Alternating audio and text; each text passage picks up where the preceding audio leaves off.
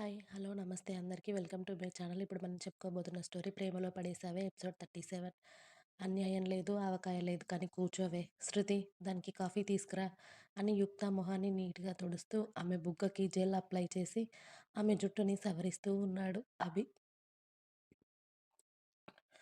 శృతి coffee తీసుకురావడం కోసం వెళ్తే రాణి అభిని చూస్తూ, అయినా నీ లవ్ మ్యాటర్ మన ఫ్రెండ్స్‌కి ఎవరికీ చెప్పలేదేంటభి అని అడిగింది. ఇది ఒప్పుకోవడానికే ఇన్ని రోజులు పట్టింది రాణి. తను ఒప్పుకుందా? నువ్వు ఒప్పుకునేలా చేశావా అభి? అబ్బా! ఏదో ఒకటి లేవే. హ్మ్. అంతలా ఏం చేసిందిరా? అంత గట్టిగా కొట్టావు తనని? ఎంత పెయిన్‌గా ఉంటుందో తెలుసా? అంది రాణి కోపంగా. ఏం లేదు. కోపం వచ్చే పనులు చేస్తే ఏం చేయాలి మరి? నాకేమో నా కోపం కంట్రోల్ అవ్వదు అన్నాడు అభి. అదే తగ్గించుకోవాలి మరి. అమ్మాయిరా తను. బయట వాళ్ళని ట్రీట్ చేసినట్టు చేస్తే తను తట్టుకోవద్దా? అంది. ఓయ్! బయటి వాళ్ళు ఎవరే? అదేరా! నువ్వు తన్ని తగిలేస్తావు కదా! వాళ్ళని అంటున్నా. అదేదో క్లియర్‌గా చెప్పి చావవే! రాంగ్‌గా కన్వే అవుతుంది లేకపోతే అని చిన్నగా కదులుతున్న యుక్తని చూసి, రాణి ఒకసారి తనని చూడవే అన్నాడు. రాణి మళ్ళీ యుక్తని ఒకసారి చెక్ చేసి ఏం ప్రాబ్లమ్ లేదు. ఆమె ఇక స్పృహలోకి వస్తుంది. తను ఇంక ఏం కాదు అని చెప్పింది. ఓకే. ఇక అయినా నన్ను వెళ్ళనిస్తావా మరి? తప్పకుండా. కాఫీ తాగి వెళ్ళు రాణి అన్నాడు అభి. అప్పుడే శృతి కూడా కాఫీ తీసుకురావడంతో రాణికి ఒక కప్ ఇచ్చి, అభికి ఒక కప్ ఇచ్చింది శృతి. కానీ అభి నాకు వద్దు అనేశాడు.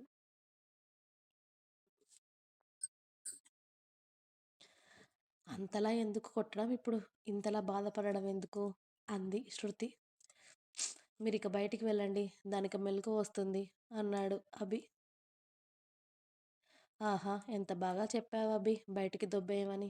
సరే ఇక మేము వెళ్తున్నాం. తను జాగ్రత్త అని రాణి మరోసారి చెప్పి ఇక తను వెళ్ళిపోయింది అక్కడి నుండి. శృతి కూడా యుక్త రూమ్ డోర్ దగ్గరికి వేసి తన రూమ్‌కి వెళ్ళిపోయింది. వాళ్ళిద్దరూ వెళ్ళాక అభియుక్త బుగ్గపై చేయి వేసి, ఎందుకే ఎప్పుడు చూడు నాకు కోపం తెప్పించే పనులు చేస్తావు అంటూ ఆమె బుగ్గపై నిమిరాడు.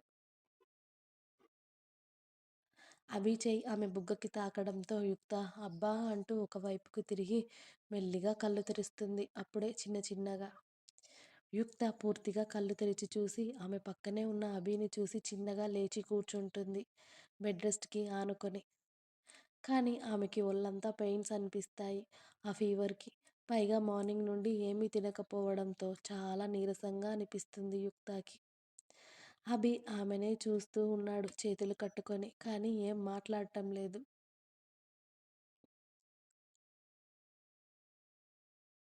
అరగంట అయినా అభి, యుక్త మధ్యలో మాటలు దొర్లవు. అప్పుడే శృతి డాక్టర్ రాసిచ్చిన టాబ్లెట్స్ తీసుకువచ్చి అభి చేయికి ఇచ్చి వెళ్ళిపోయింది యుక్తని ఓసారి చూసి. అభి లేచి ఆ టాబ్లెట్స్ ఇంకా వాటర్ బాటిల్ తీసుకొని యుక్త పక్కన కూర్చున్నాడు. టాబ్లెట్స్ షీట్ ఓపెన్ చేసి ఒక టాబ్లెట్ తీసి పట్టు అన్నాడు యుక్త ముందు పెట్టి. కొట్టారు కదా సార్ గారు. అందుకే మన అమ్మాయి గారు అలిగి మొహం పక్కకి తిప్పుకుంది. ఆ టాబ్లెట్ తీసుకోకుండా. నా దగ్గర ఇలాంటి వేషాలు వేస్తే ఇంకో 4 ఎక్కువే పడతాయి తప్ప బుజ్జగించడాలు ఉండవు చెప్తున్నా అన్నాడు బేస్ వాయిస్‌లో. అయినా కూడా అభి వైపు చూడటం లేదు యుక్త. ఇక అభి ఓపిక నశించి ఆ టాబ్లెట్ యుక్త బుగ్గలు ఒత్తి పట్టుకొని ఆమె నోట్లో వేసి వాటర్ బాటిల్ ఆమె నోటి దగ్గర పెట్టాడు. యుక్త ఆ టాబ్లెట్ కష్టంగా మింగేసి కోపంగా అభి వైపు చూసింది. ఏంటే ఆ చూపు? హ! అన్నాడు అభి కోపంగా. ఈయనసలు ఏమనుకుంటున్నారు నా బుగ్గలని? ఎప్పుడు చూడు కొట్టడమే పనిగా పెట్టుకుంటారు. అసలు నా మీద ఇప్పటివరకు చేయి వేయలేదు ఎవ్వరు. ఈయన మాత్రం నా బుగ్గలు బూరెలు చేసి వదిలేస్తారు. ఆ నొప్పి తగ్గడానికి నాకేమో వారం పట్టుద్ది. ఇప్పుడు నేనేమంత పెద్ద తప్పు చేశాను అని నన్ను కొట్టడం? అరె! వాళ్ళు చేసిన దానికి కూడా నాకే తన్నులా? అసలందుకే ఈయన గారితో మాట్లాడకూడదు. ఏంటో పెద్ద ఫోజులు కొడుతున్నారు అంటూ అభిని లోపలే తిట్టుకుంటూ ఉంది. నావి ఫోజులయితే నీవేంటే హ! అన్నాడు అభి.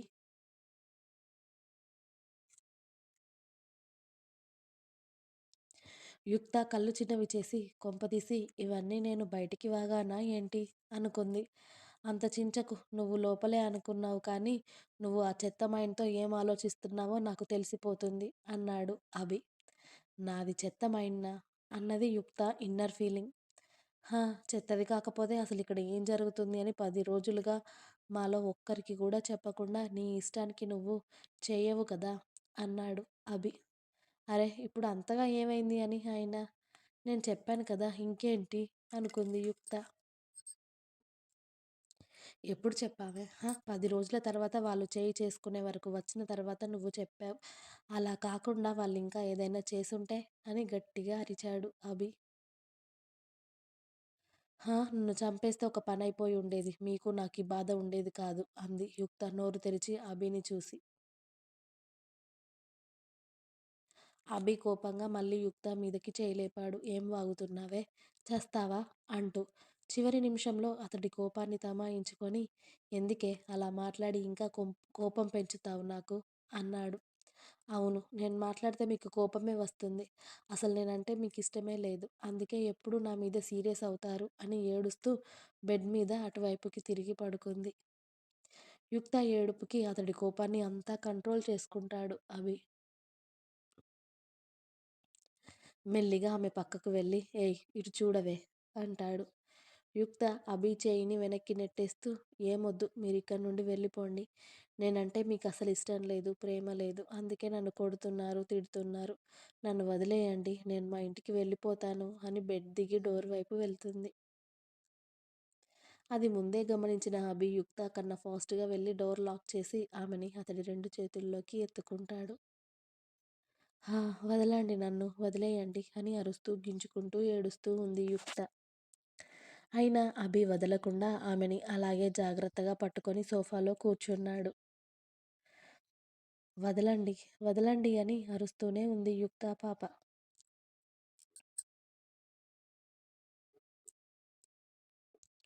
అభి ఆమె 2 చేతులని ఒక చెయ్యితో బలంగా పట్టుకొని ఆమె కన్నీళ్లు తుడుస్తూ ఏడవకు అన్నానా? ముందా ఏడుపు ఆపు. నేనేమో నీ కళ్ళల్లో నీళ్లు రాకుండా చూసుకోవాలి అనుకుంటా. కానీ ఇదిగో ఇలాంటి తింగరి పనులన్నీ చేసి నాతో తన్నులు తింటావు నువ్వు అన్నాడు. మీరు వదలండి ముందు, నేను వెళ్ళిపోతాను అని చిన్న పిల్లలా ఏడుస్తూ ఉంది యుక్త కాళ్ళు కొడుతూ. యుక్త కాస్త ఆగవే అని అభి ఎంత చెప్పినా కూడా యుక్త అస్సలు వినడం లేదు. ఇక అభి ఆమె పెదాలు అందుకొని కిస్ చేయడం స్టార్ట్ చేశాడు. అప్పుడు క్లోజ్ అయ్యింది యుక్త నోరు. గింజుకోవడం ఆపి అలానే సైలెంట్‌గా ఉంది.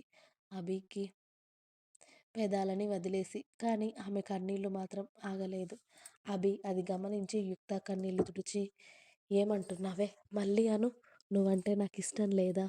అలా ఎలా అనిపించిందే నీకు? ఒంటి మీదకి వయసొచ్చాక నేను మొట్టమొదటగా ఇష్టపడ్డ అమ్మాయివే నువ్వు. నీకోసం ఎన్ని సంవత్సరాలు వెయిట్ చేశానో తెలుసా? అలాంటిది నువ్వంటే నాకు ప్రేమ లేదా? అని యుక్త కళ్ళల్లోకి చూస్తూ అడిగాడు అభి. ఇంకా చిన్నగా వెక్కిళ్ళు వస్తూ ఉంటే అభిని చూడకుండా పక్కకి చూస్తూ ఉంది యుక్త. ఇంత సున్నితమైతే ఎలానే నువ్వు? ఒక్క దెబ్బకి మంచానికి అతుక్కుపోయావు. పైగా నన్ను వదిలి వెళ్ళిపోతాను అంటున్నావు. ఇంకా ఉంది. మీకు నా స్టోరీస్ నచ్చినట్టయితే ప్లీజ్ లైక్ చేయండి, షేర్ చేయండి. అలాగే ఛానల్‌ని తప్పకుండా కొత్త వాళ్ళందరూ సబ్స్క్రైబ్ చేసుకోండి.